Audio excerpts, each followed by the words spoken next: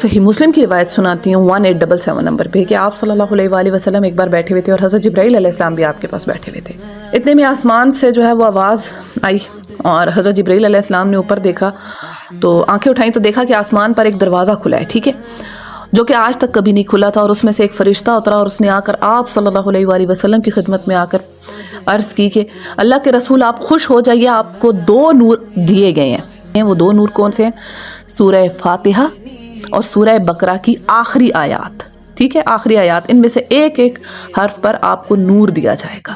یعنی ان آیات، اب یہ آیات نازل ہو چکی ہیں، اس کے بعد کا یہ واقعہ ہے. ان آیات کا پروٹوکول بتایا جا رہا ہے کہ یہ جیسے ہم کہتے ہیں نا کہ کوئی بہت اسپیشل گیسٹ آ رہا ہے، VIP گیسٹ آ رہا ہے، تو اس کے لیے ہم ایک اسپیشل ڈور رکھتے ہیں، ہم کہتے ہیں اس دروازے سے نہ گزرے گا، یہاں سے ہمارے مہمان خصوصی نے آنا ہے، ٹھیک ہے. تو اسی طرح ان آیات کے لیے ایک اسپیشل دروازہ کھلا ہے آسمان کا، پھر اسپیشل ایک فرشتہ اترا ہے پروٹوکول کے لیے کہ یہ اتنی قیمتی آیات ہے. اور وہ کون سی ہیں؟ سورہ فاتحہ، سورہ بقرہ کی آخری آیات.